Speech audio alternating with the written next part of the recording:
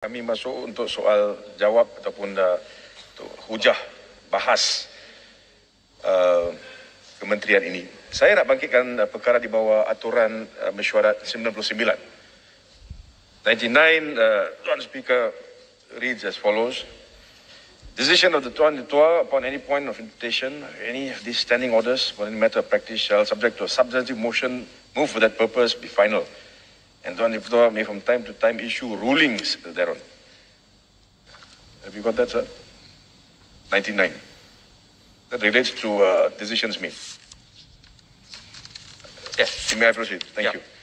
Tuan Ketua, semalam apabila saya tanya soalan berkenaan dengan siapa yang akan jawab bagi pihak Perdana Menteri.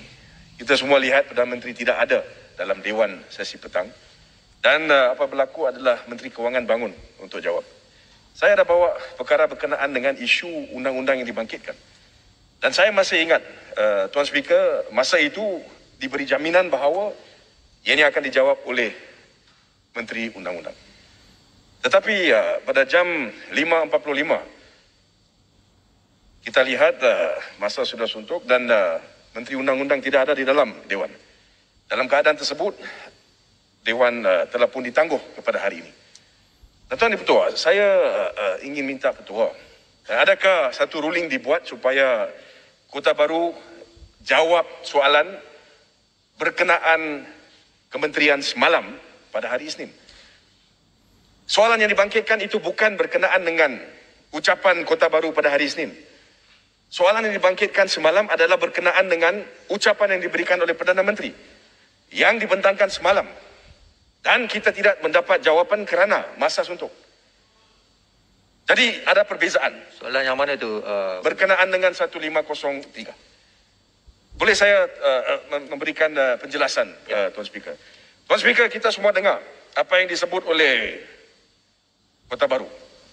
Semalam beliau kata bahawa pada 21 hari bulan Julai, Kabinet memutuskan untuk membatalkan ordinan-ordinan darurat, ya, di bawah artikel 1503.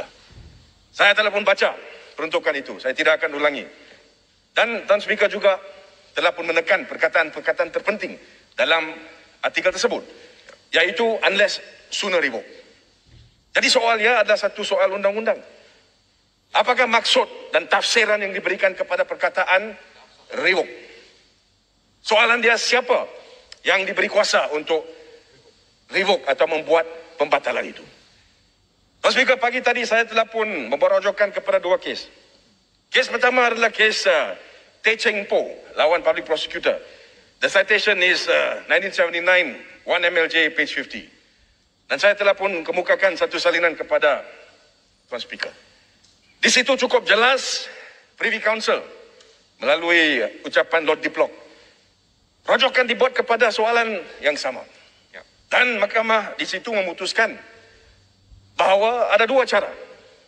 Sesuatu ordinan boleh atau proklamasi boleh dibatalkan. Tetapi khasnya berkenaan dengan perkataan revoke, mahkamah menyatakan dengan jelas bahawa kuasa tersebut takluk dan diberikan kepada Yang di-Pertuan Agong. Ini adalah keputusan mahkamah yang saya rasa perlu ikat kita semua. Kemudian saya juga buat rojokan kepada kes lagi satu, kes Mahkamah Persekutuan. Decision of Lord Justice Sofian, Lord President at the time. Kes Ray Tan Boon Liat, 1977 MLJ. Saya juga telah pun kemukakan salinan. Di situ juga I've highlighted the part, Tuan Speaker. Cukup jelas dinyatakan bahawa revocation in brackets by the Yang di-Pertuan Agong, revocation by the Yang di-Pertuan Agong in brackets 1503. Jadi dalam keadaan tersebut cukup jelas. Dan ini adalah satu perkara yang sangat penting kerana kita kena tahu apakah sebenarnya berlaku. Kalau seorang menteri datang ke Dewan dan dengan cukup jelas yakin memberitahu bahawa sudah dibuat keputusan ianya batal, maka tunjuk bukti bahawa ianya telah pun batal. Ini bukan satu perkara yang memerlukan satu syarahan. Ini hanya satu perkara yang memerlukan jawapan yes or no. Soal dia, adakah ianya diperkenankan oleh Yang di-Pertuan Agong? And I have said, Tuan Ketua, is a matter of public importance. Kerana apa yang berlaku adalah keberkesanan undang-undang tersebut, ordinan-ordinan tersebut masih terpakai. Kita lihat ada protes semalam ataupun black protest, mereka dipanggil ke balai polis untuk statement diambil. Lebih lagi kita lihat, first time in this country kita ada doctors yang protes. Adakah tindakan akan diambil terhadap mereka? Bagaimana dengan masyarakat di luar di situ? Rentas, mereka diberhentikan, mereka disaman dan sebagainya. Bagaimana boleh kita membiarkan keadaan ini? Menteri datang dengan cukup yakin kata, yes, sudah batal. Saya tanya soalan hari ini, dia kata, tunggu sehingga hari Isnin. Apa nak tunggu? Ini satu soalan yang cukup jelas. And the most important thing, kita berbincang berkenaan dengan standing order siap, saya setuju. Tapi jangan kita lupa bahawa perbincangan ini sebenarnya adalah berkenaan dengan perlembagaan persekutuan dan juga kuasa yang di Pertuan Agong.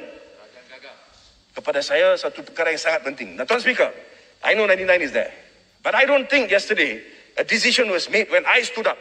Dan saya minta siapa yang akan jawab bagi pihak Perdana Menteri. Jawapan diberi Menteri Kewangan. Dan kemudian Menteri Kewangan memberitahu kepada saya, soalan saya akan dijawab oleh Menteri Undang-Undang. To me, it's very clear. For yesterday's speech, that answer must be given. Bukan Monday. Monday is his speech. Itu lain.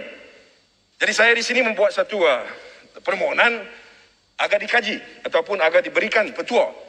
Bolehkah Dewan Yang Mulia ini melalui Tuan Speaker minta dan arahkan Menteri Undang-Undang jawab soalan itu hari ini? Kerana kita semua nak tahu apakah kedudukan. Dan saya rasa ini satu perkara yang ingin tahu oleh masyarakat umum di luar sana. Ini adalah tanggungjawab menteri tersebut dan saya minta petua daripada Tuan Ketua. Terima kasih. Izin Tuan Speaker berkaitan dengan standing order yang dibangkitkan oleh